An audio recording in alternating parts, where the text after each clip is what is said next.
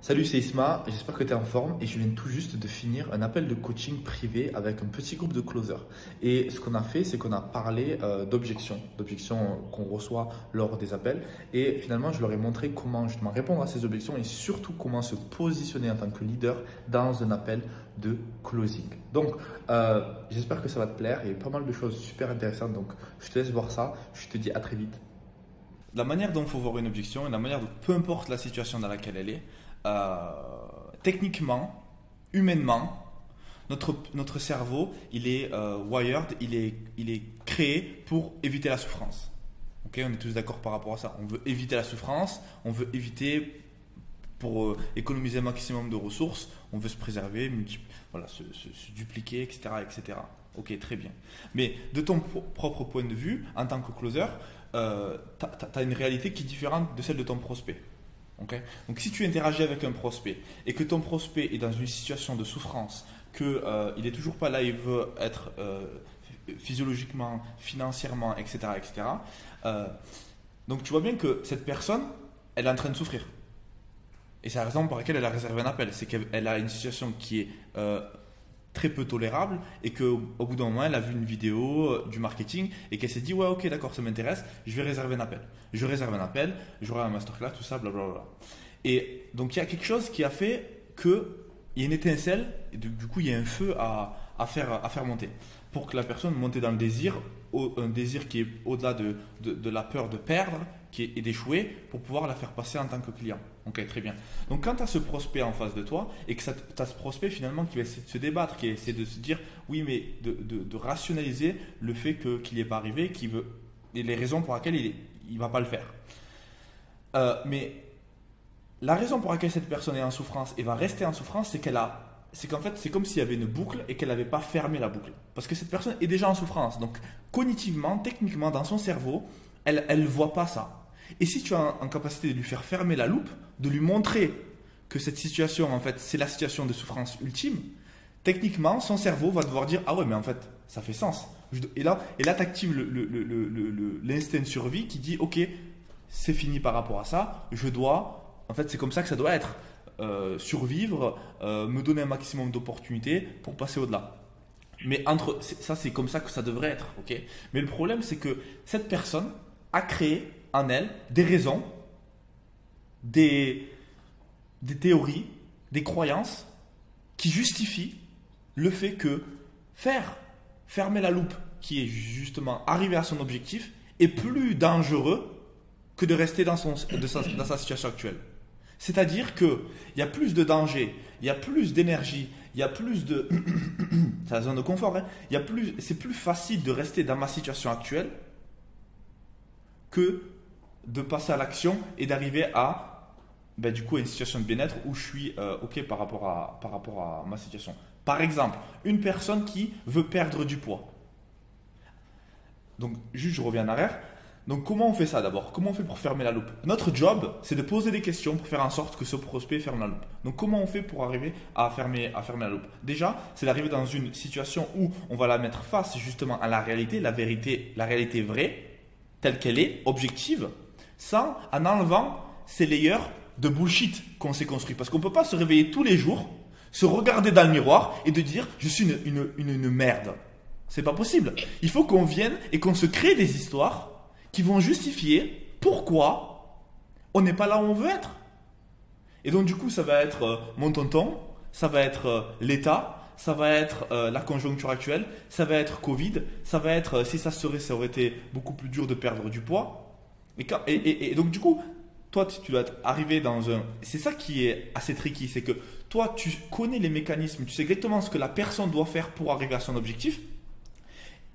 Tu le vois, et donc du coup, quand tu communiques avec elle, elle est là, le paradoxe, c'est que tu dois communiquer avec elle avec empathie et pas arriver d'en haut. Parce que sinon, tu vas arriver comme... Non, mais en fait, c'est simple. Il faut que tu comprennes ton interlocuteur et que tu comprennes que même si c'est facile pour toi, parce que tu sais exactement que finalement, c'est que de la peur et que tout ça n'existe pas, et qu'en fait, il faut juste qu'elle passe à l'action pour arriver à son objectif, il faut que tu arrives à arriver à articuler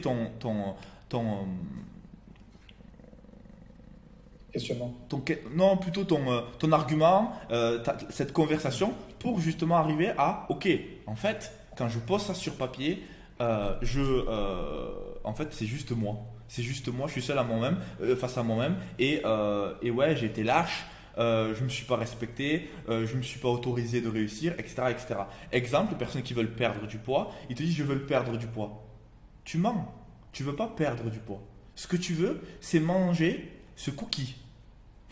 C'est ce que tu veux. Tu veux manger ce cookie. Ne me dis pas que tu veux perdre du poids. Tu veux manger autant que tu veux. Et le plaisir que tu obtiens après avoir mangé ce cookie ou cette tablette de chocolat est supérieur à la souffrance qui n'en est pas une, de me priver de manger, de manger ce cookie, donc du coup d'aller à la gym et d'exercice. Et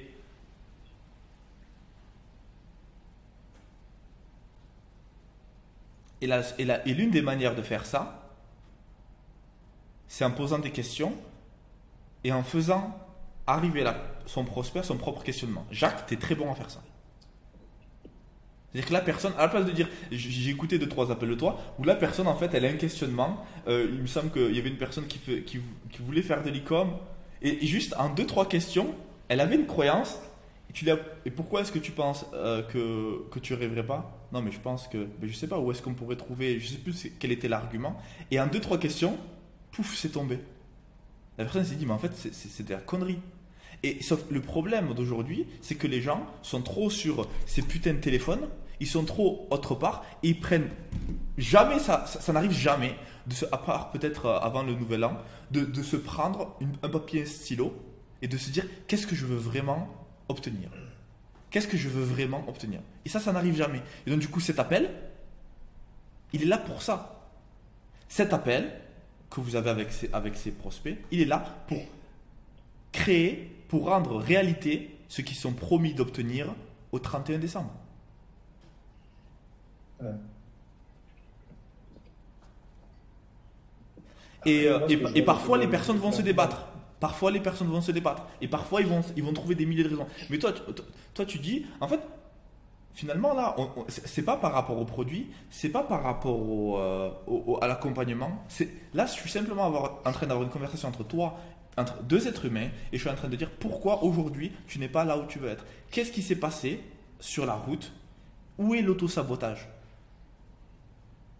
Mais si tu viens à poser cette question et oublie le produit, oublie l'e-commerce, oublie le yoga, oublie la perte de poids, oublie peu importe l'opportunité que vous vendez, qu'est-ce qui aujourd'hui chez toi a fait ou fait que tu n'arrives pas à ton objectif? Oublie les solutions, l'e-commerce, le dropshipping. On s'en fout du business. Viens, Thanos, plus aucun business n'existe. Est-ce que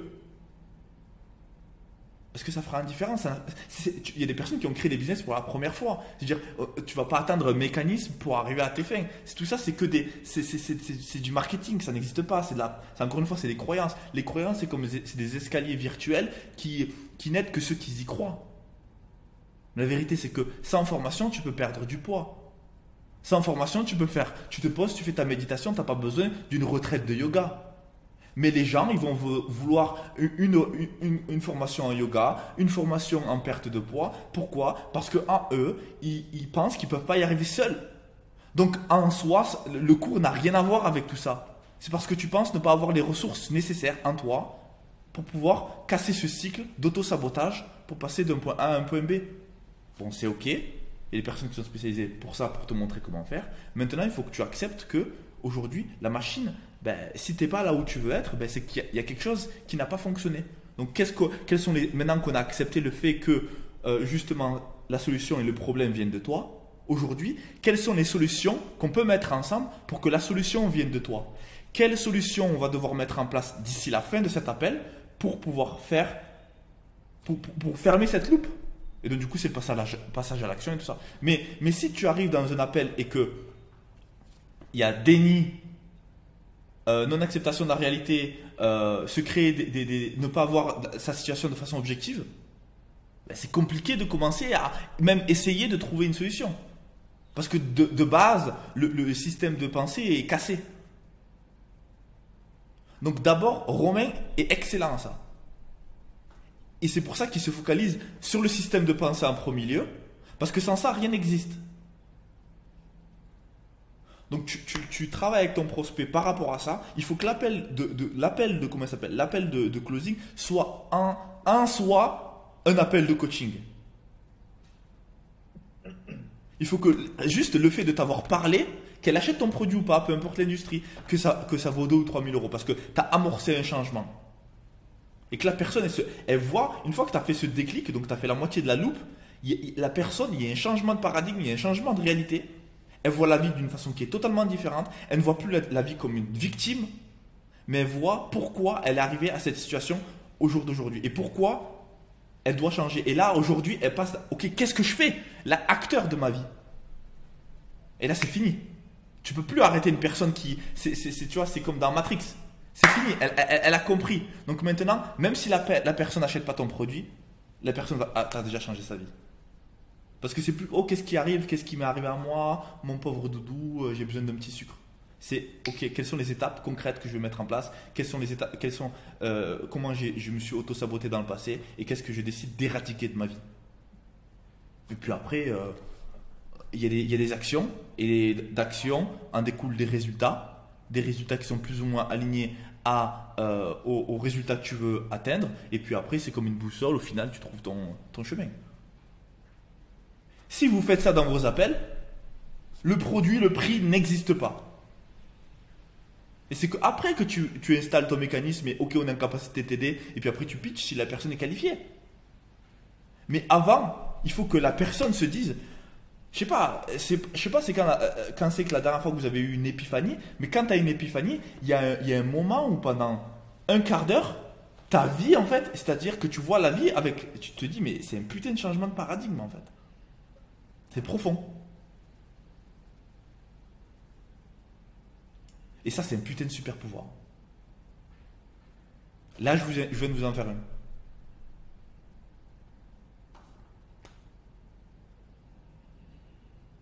Je pense qu'il n'y a pas grand chose à ajouter. On va te faire un virement de 3 000 euros pour ce cours. Hein. C'est cool. J'y vais, les gars. Excellente journée. Dis-moi. T'as des trucs à me dire? Juste une question. Ouais, c'était parce que moi, j'aime bien poser la question au prospect et lui dire. En fait, lui poser la question, une fois qu'il est bien engagé, etc., que tu vois qu'il est bien chaud, lui poser la question, ok, maintenant, si tu pouvais me donner une liste de choses qui feraient que tu ne passes pas à l'action, qu'est-ce qui ferait que tu n'arrives pas à atteindre ton objectif maintenant, là, si on te donnait tous les éléments, etc. Et en fait, au moins, ça permet de visualiser ce qu'il a toujours fait rater, en fait, jusqu'à maintenant. Alors, je sais pas ce que tu en penses, hein, mais souvent, les gens me disent, si finalement, j'arrive pas à passer au-delà de ma peur, si j'arrive pas. Après, il y a la question financière, bien sûr. Ils te disent ça dépendra combien ça coûte. Mais en fait, ce que j'aime bien poser cette question de temps en temps, c'est parce que c'est pour essayer de voir ce qui pourrait les faire échouer, qui ne me sortent pas ce bullshit après, tu vois. Ce qui en fait, ça ne leur crée pas des peurs, en fait. Ok. Donc en fait, si tu veux, tu as deux types d'objections. Tu as internal objection, tu as des objections qui sont internes et tu as des objections qui sont externes. Ok. Tu scènes ça en deux. La première version, c'est interne. C'est quelles sont les choses, les croyances limitantes ou les choses internes qui peuvent être des illusions ou qui peuvent être totalement avérées. Hein, y a pas de... Donc, par exemple, j'ai un handicap. J'ai syndrome de Gilles Tourette. Donc, du coup, c'est compliqué pour moi de faire des conférences devant des milliers de personnes. Ça, c'est une objection interne. Et je veux dire, qu'est-ce que tu veux dire à cette personne à part d'aller voir un docteur? Je veux dire, tu peux pas. Ok, donc ça, c'est l'objection. Donc après, tu peux dire, tu peux utiliser. Mais après, par exemple, j'ai peur du rejet. Je sais pas si. Mais au final, ça vient à 5 grandes objections. Okay, enfin, blessures, on va dire, émotionnelles. Lise Bourbeau a fait un livre qui est top par rapport à ça. Blessure de l'inégalité, okay, de l'injustice, blessure de l'abandon, blessure du rejet, blessure d'humiliation, et l'année dernière, j'ai oublié. Mais en tout cas, en général, quand on est sur ça, c'est rejet, abandon et trahison. Voilà, trahison, c'est la dernière. Okay. Donc les hommes, en général, ils ont trahison, abandon. Les femmes, c'est plus abandon. Okay. Voilà. Par rapport à ça, en gros, ce que tu veux dire, donc là, tu m'as parlé de deux types d'objections. Tu m'as dit de l'argent et puis après tu m'as dit j'ai peur. Mais en fait, si tu veux, ce que je t'ai dit par rapport à fermer la loupe, c'est plus par rapport à objection interne. C'est plus par rapport à objection interne.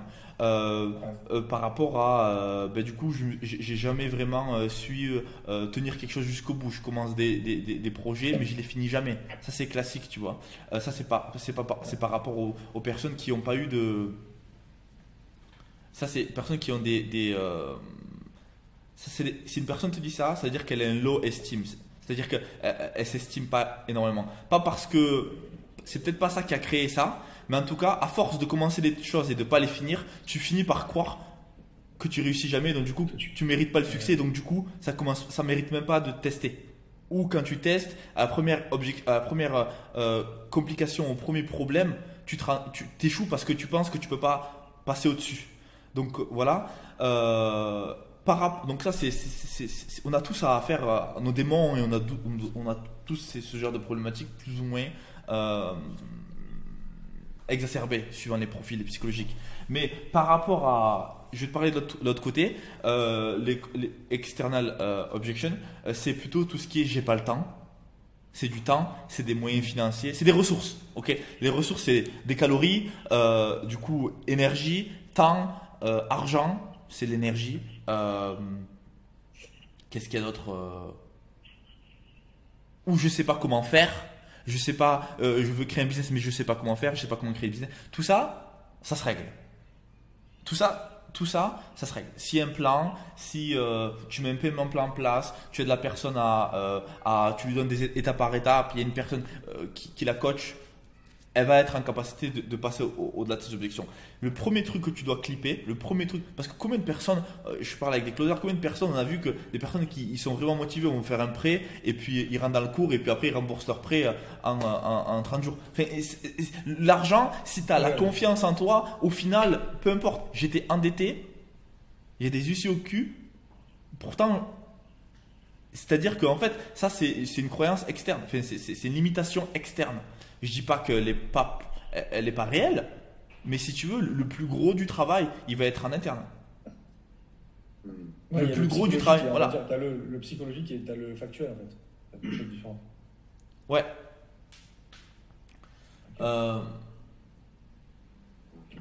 Et c'est pour ça aussi, c'est important de se mettre du même côté de du même côté de la table de cette personne-là et de ne pas arriver avec ce point d'arrogance parce que Charles, tu peux couper ton micro s'il te plaît. C'est pour ça que je suis arrivé avec en préambule, j'ai mis ça dans mon j'ai muté Charles. J'ai mis ça en comment ça s'appelle en préambule parce que sinon tu vas te le prendre dans la gueule, c'est-à-dire que la personne va pas être ouverte parce que c'est pas simple de parler de ses peurs. C'est pas simple de s'ouvrir à un inconnu, c'est pas simple et donc du coup tu dois rendre le côté écoute, j'ai l'habitude de voir ça, on a des personnes, j'ai des conversations comme ça tous les jours, c'est-à-dire que par exemple, disons que random, ok, tu as une infection urinaire, tu vas voir ton docteur, il va falloir montrer ton pénis mec hein.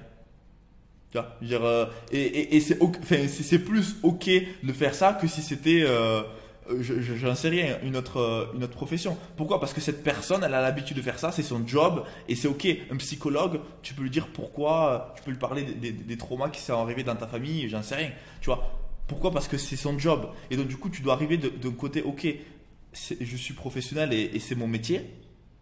Cet appel est là pour ça. Au-delà de savoir combien coûte la formation, comment la formation fonctionne, c'est-à-dire est-ce que je peux t'aider? Et pour savoir si je peux t'aider, il faut d'abord qu'on fasse un point par rapport à toi. Ce que tu as essayé dans le passé et quelles sont les choses que tu as peut-être essayé, que tu n'as pas forcément réussi. Mais dans cet appel, on va résoudre cette solution. Et même si tu n'achètes pas mon produit, à la fin de cet appel, je te garantis que tu vas sortir avec un plus. Et toi, en fait, même quand tu n'as pas vendu, tu sors, tu te dis, mais ouais, cette heure, elle était utile. Et quand tu closes, tu n'es pas payé uniquement pour les personnes que tu as closées, mais tu es payé proportionnellement à la somme de toutes les personnes avec lesquelles tu as interagi. Et c'est pour ça que tu es payé. C'est pour ça que tu es payé plus de 5 000 euros. C'est pour ça que tu es payé plus de 5 000 euros par mois. C'est pas juste pour. Non, c'est pour aider tout le monde. Et quand tu te positionnes comme ça, bah mec, c'est bon. Hein. Sacha a ça aussi. Personne il rentre dans le programme, tu vois, je sais pas qui a travaillé avec Sacha, mais tu vois, il y a ce truc. Il y a de la bienveillance. Peu importe. Ça revient, ça, tu vois. Et donc, du coup, c'est vraiment une énergie avec laquelle tu arrives dans l'appel.